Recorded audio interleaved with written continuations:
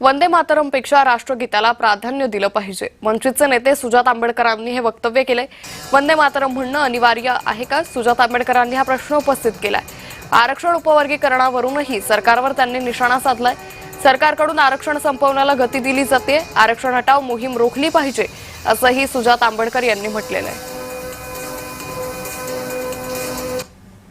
आमचं ठामपणे म्हणणं आहे की राष्ट्रगीत ह्याला पूर्ण प्राधान्य दिलं पाहिजे. नॅशनल अँथम हे भारताचं सिम्बॉल आहे, हे भारताचं प्रतीक आहे आणि नॅशनल अँथमलाच पूर्ण महत्व दिलं पाहिजे.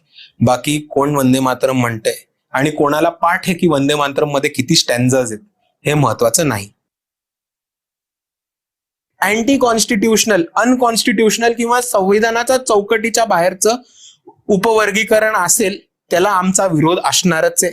हे बाळासाहेब आंबेडकरांनी 14 एप्रिलला राजगृहावरती ठाम भूमिका घेऊन सांगितलं होतं. आरक्षण हटाव, रिझर्वेशन हटाव आंदोलन हे तुम्हाला सगळीकडे वाढताना दिसतंय. आणि जर रिझर्वेशनच हटलं तर उपवर्गीकरण कशात लावणार आहेत? हा एक कॉमन सेन्स वाला प्रश्न आपल्या सर्वांना पडला पाहिजे. म्हणून आज सर्वांची काळाची ही गरज आहे की सर्वांनी एकत्र येऊन रिझर्वेशन वाचवलं पाहिजे. रिझर्वेशन वाचलं तर मग उपवर्गीकरण लागता येईल की नाही लावता येणार. पण आपलं प्रायोरिटी, आपला फोकस हा कोणत्याही परिस्थितीमध्ये रिझर्वेशन आणि आरक्षण वाचवणं एवढाच असला पाहिजे.